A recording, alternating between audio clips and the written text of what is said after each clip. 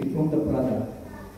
Any product na bilhin natin, appliances man yan o cellphone, meron yung design na nakapaloob sa box. So pag binayolate mo yung design ng produkto, it will malfunction. Ganon din sa marriage. Pag hindi ka sumunod sa design ng marriage, yung standards ng marriage set by the Creator Himself, you will malfunction, both of you.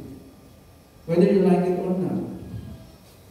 Now, pag sinabing malfunctioning, ibig sabihin yung pagsasama ninyo, alam may stress din. No? You'll get stressed with one another because yung isa nag-malfunction. Why? Because ma-violate siya doon sa standard set by the design of the product. No? Think about that concept.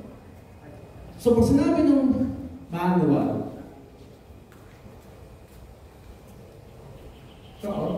manual ng human beings. Pag sinabi ng manual, husbands, love your wives and do not be harsh to them. It's not a suggestion. It is not a proposal. It is a commandment. Pag sinabing, love your wives and do not be harsh to them, obligado kang sundin. Whether you like it or not. Galit ka man o hindi, naiinis ka man o hindi, may pera ka man o wala, may pagkain ka man o wala. Kailangan mo mahalin ang wife. And do not be harsh to them. Bakit daw? Kasi they were created to be emotional, sabi ng science. At para hindi ka maging harsh sa wife mo, you need to learn how to communicate with your wife na hindi directly. Kahit nasabihin mo, tama naman, totoo naman na, bawal. Bakit? They don't want it. Ang gusto nila, indirect. O halimbawa, nagluto, tapos sinabi mo, maalam. Na-skip mo na yung efforts na ginawa niya. Kaya ma-appreciate ba niya yun? Hindi, masakit yun. Pinaghandaan ka, tapos ang unang reaction, maalam. So, kailangan mo matuto kung paano kapag-communicate sa asawa. Kahit pa ipagpilitan mo, totoo naman bawal eh. Hindi pwede eh. Because this is divine law. Ang manual ng gumawa ng marriage is about us. Hindi tao. Hindi natin control. Hindi natin invento. Whether you like it or not, there is God. Mas marami naniniwala kaysa sa mga atheists. Mas parehong produkto niya to eh. Male and female. Ginawa niya pareho. Tapos, naguguluhan kayo ngayon because of the equality. I also teach gender equality. Pero Bible ang makakapag-explain sa atin kung paano ba niya sinet up ang marriage. Sa chapter 1 ng Genesis, sabi niya, let us make man in our own image. Kausap niya pareho, no? I will make man and a woman. Ginawa niyang pantay. Parehong pwedeng maging leader, parehong pwedeng maging senador, maging lawmaker, presidente ng bansa, may power, nakalagay na doon sa kanila. Pwede makasurvive kahit walang lalaki. Pwedeng yumaman kahit hindi mag-asawa. Nasa power po ninyo yun, nasa authority ninyo bilang lalaki. Bilang babae din. Kahit single. So chapter 2 ng Genesis, sumuway yung dalawa. Pinitas yung apple na sinasabi. Forbidden fruit. Anong nangyayari doon kahit asawa sa yung dalawa? Ito ngayon na epekto ng pag-aasawa ninyo. Sabi niya sa lalaki, susumpa mo ang lupa, lahat ng kakanin mo, magagaling sa powers mo. Bakit? Kasi sa Garden of Eden, hindi mo kailangan trabaho. Nandun lahat ng kailangan mo. Para mang may responsible parent, na pag-ising mo, may pagkain ka na sa mesa. Pag-ising mo, ito panligo mo, anak. Ito baon mo, anak. Ito ang gamit mo, anak. Everything is provided. You have a responsible parent sa bahay. Ganun ang ginampanan niyang role sa chapter 1 at sa chapter 2. Kaso nag-asawa. Pag nag-asawa ka, sabi niya, hindi ka na magigising na may pagkain. Maghahanap buhay ka na. Alam mo na mapakainin ka pa ni mami and daddy. Kasama yung wife mo. Alam mo naman nasa bahay kayo ng wife ng parents mo. Mami, daddy, may pagkain na ba kami? Hindi matutuwa ang parents mo. Bakit? Asawa ka na eh. Diba? Sabi nga doon, dahil dito, namakita niya yung babae. Hindi naman siya pinilit, pinayos sa mag-asawa. Wala naman pumilit sa inyo dalawa. Hindi ka tinutukan, ina. Hindi ka rin tinutukan. Sarili mo sa desisyon, di ba? Because God will never touch your decision to marry.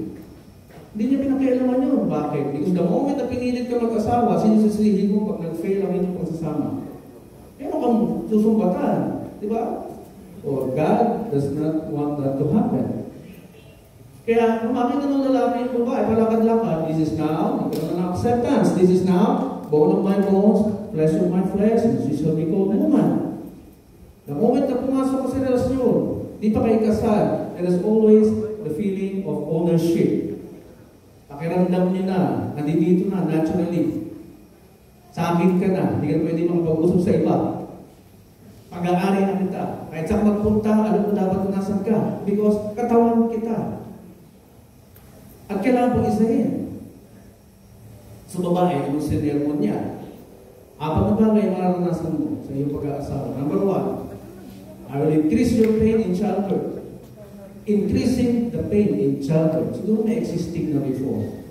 Kaya na-increase.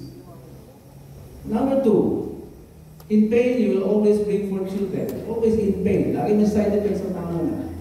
And that is true. Diba? Number 3, your desire will always be to your husband. Genesis chapter 3, verse 19. Lagi mo na naisin ang asawa mo. Makita, makausap, umuwi ng maaga, etc. Nasaan ka na? Papasok naturally. Pakiramdam mo yun. Hindi mo control, hindi mo invento. It is there. Why? Because God designed it that way. Pang-4, He will rule over you. Malinaw, sabi ng Diyos. Walang equality pagdating sa marriage. Dahil pag-iisa yung katawan kayo, at bawat isa katawan, isa lang ang ulo kailangan. Kaya, hayaan nyo ang husbands ninyo mamuno. Let them take the lead. Pero warning ko sa inyo, you don't take the lead, husbands, malalaking mag-aasawa, wala kang maninindigan, hindi ka marunong tumayo sa sarili mong desisyon, they will take the lead because they are also capable of leading the marriage and you will never like it. Hindi ka matutuwa na pinatatakbo ng babae ang buhay mo. Try mo. Patakbuhin ng babae ang buhay mo. Tingnan natin kung maramdaman mo. You will never like it. Because that's the design of the marriage. And you have to take the lead. Kailangan mo manindigan. Kailangan mo pag-aralan ng desisyon at kukonsultin siya. So, ang goal is isang katawan. Dahil hindi pwede na isang katawan na may 2 ulo. Na pareho nagko-compete, naglalaban. Ito gusto ko, hindi, ito dapat masunod. Hindi, ito mataas na nag-alala ko sa iyo eh. Ito dapat masunod. Hindi po ganoon ang marriage. Because God is a God of order. Wala siyang pinirate na isang katawan tapos 2 ulo. That is called monster. Alimaw ang tawag dyan. Kaya isang katawan, yun ang goal ninyo. Paano? Pag-isayin nyo yung buong pagkatao ninyo. Abraham Maslow, 3 bahagi ng ating katawan, kailangan natin pag-isahin. Physical, physiological, and spiritual. Paano pag-isahin yung physical? These are things na nakikita. These are things na nararanasan. Kung mahilig siya sa basketball, pumunta ka sa mundo niya. Para maintindihan mo yung mundo ng basketball. Something like that. Yung hobby niya, gustuin mo rin. Hindi yung iiwas ka kasi hindi mo hobby. Mag-a-adjust ka talaga sa marriage. That's physical and everything that includes things na nakikita ninyo. Psychological. The mind, no? Isa sa pag-iisay dito. Dapat dumating kayo sa point na yung nalalaman din ang asawa mo. Kapag in-invite kayo halimbawa sa isang event, tapos naging speaker ka, in-unlate ka, tapos humalili yung asawa mo, you will tell everyone confidently, asawa ko yan. Parang ako din yan. Yung nagsasalita. Alam niya ay alam ko din. Dapat dumating kayo sa point na gano'n. The third part, spiritual. You need to have connection to God. Because only God can give you direction. Not the college degree. Not the school. Not anyone. Hindi pa na-invento ang equipment or measurement kung ano ka magiging balang. And creating a family is not just a goal. You must have something na mag-create ng benepisyo sa ating kapwa. And automatically, you will be paid, you will get the blessings. So yun po. Albert Einstein, sabi niya, marriage is a risk. Pero may requirement. Bakit doon siya naging risk? Kasi yung asawa mo, pwede mong stress sa'yo. Yung asawa mo, pwede mong paiksin ang buhay mo by stressing you. Paano? Yung mga natutulog mo sakit, kahit wala kang bisyo, igisingin yan pag na-stress ka. Pag in-stress ka niya. Kaya the goal of the marriage is not to compete with one another. Huwag palabasin na mas magaling ka kaysa sa asawa mo. Because hindi mo alam, baka may gift yung asawa mo, hindi mo lang nakikita, hindi lang malabas. And you need to maximize your presence to each other every day. Maximize mo yan. Hindi ko alam ito, hindi ko naintindihan ko. Tanungin ko kayo asawa ko, baka alam niya. And women are naturally smart because they are called helpers. Para sa pangailangan mo sa oras na hindi mo kaya. Now, sabi ng manual sa mga babae, respect and submit yourselves to your husband. Paano mo respeto sa husband? Kanina lang, kung tama mo niya respeto. Paano mo respeto sa husband? Isa-isahin mo. Bawal sermonan ang husband mo. Bawal pakita na mas mapera ka kaya sa husband mo. Bawal, hindi niya magustuhan, hindi siya matutuwa. Bawal sabihin sa husband mo, natatamad-tamad ka. Bawal. Ano dapat na sabihin? I-inspire yung husband. Alam mo kaya ka tayo nakasala, naniniwala ako sa iyo. No? Kesa sabihin mo, wala kang kwenta. Abay, saan pupunta yung relationship ninyo if you don't want to communicate properly? Diba? Ano pa? Bawal mag-shopping kahit pera nyo yan. They will react. They will surely react. Huwag mag-shopping na hindi niya alam. Kahit na pera mo yan. Huwag mo rin ipamukha sa kanya na mas mapera kayo sa kanya. They will never like it. Kanya po ang respeto. Promote yung gobyerno, 18th day to stop violence against women and children. Kaya problema, hindi natutumbok. Yung solusyon hindi natutumbok. Bakit? Pag pumasok ka sa marriage na ang mentality mo equal kayo, talagang bangayan niya araw-araw. Kaya ngayon nais na ng Diyos from the beginning pa eh. Kaya hindi na tayo masusunod dito. Yung manual na, yung decided na masusunod. At yan din na sinabi na family ko sa Article 1. Marriage is a special contract. Bakit special? Kasi may ordinary. Yung ordinary, pwede mo ipasok yung terms and conditions mo. Basta hindi labag sa batas, hindi labag sa public policy, customs, etc. Pwede mo ipasok terms and conditions mo. Sa marriage, hindi na. O pwede. Bawal na. Because batas na yung masusunod. At itong batas na to sa pag-aasawa ay galing din sa Bible. The rights and obligations spouses, Article 68 hanggang 72, love and mutual respect, fidelity, wala kang choice, pwede sumunod lang. Because these are also divine law. Ang kaibahan ng law sa lupa, pwede mo iprotesta, pwede mo pagpilitan yung gusto mo, pero yung batas ng Diyos, hindi ka entitled to own. Walang demokrasya sa Diyos. Divine law yan. Kung sinabing respeto, irespeto mo kahit galit ka. Kung sinabing mahalin, mahalin mo kahit banggita. Okay? Huwag niyo sukuan ang bawat isa hanggang di kayo nagiging pure. Kaya nga sa pag-aasawa, kailangan maalis na yung mga pangit na ugali. Mga bisyo na nagpapasaya sa inyo.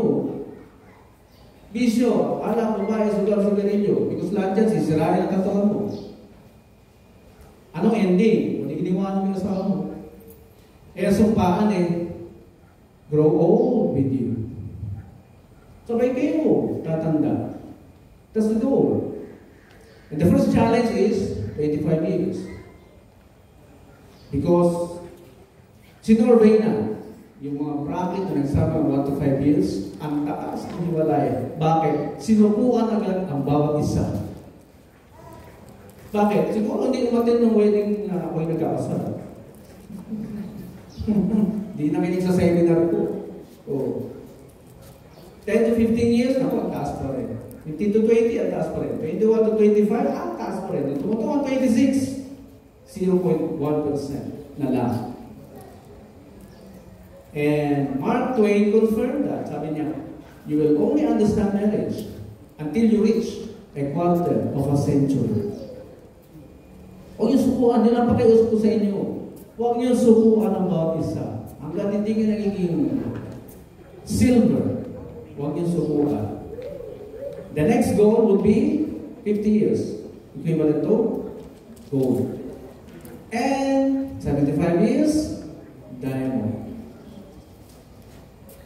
As marriage partners, you need to have a healthy mind and a healthy heart. Kung gusto nyo mababaguhin ninyo pareho. I-search nyo lang sa Google, Harvard University, 85 years of study. Continuously, pinag-aaralan nila paano humahaba ang buhay ng tao. The secret, healthy mind and a healthy heart. And as long as you feel confident sa kasama mo sa buhay, that will give you a healthy mind. Confident sa kasama sa buhay. Kaya, ang goal niya na ngayon, okay, dahil iiwanan mo na yung mga bisyo mo, nagpapasaya sa yung binata ka, dahil sino na pasasayahin mo? Sino na, okay? Si Ina na. Kung din Ina, iiwanan lahat na nagpapasaya sa iyo nung single ka. Sino na pasasayahin mo ngayon? Siya na. Huwag kakalimutan yan, ha? Huwag subukan ng bawat isa. Pag-aralan ang kanyang pagkatao, pag-aralan mo sa mag-adjust. Ganon pa din, Ina. Pag-aralan ang kanyang pagkatao, pag-aralan mo sa mag-adjust. And finally, mayroon na akong lambing. Meron kaming Palad ng Diyos Foundation. Umiikot sa mga mahirap na lugar, pati mga parents doon, ginagawa namin ng seminar to be responsible parents, more responsible parents, mag-release ng mga batang functional sa society. Because whether we like it or not, tayo victims. Tayo mga educated or mga nag-aral, nagiging victims ng mga dysfunctional children sa society. So, hingi lang po kami ng tulong.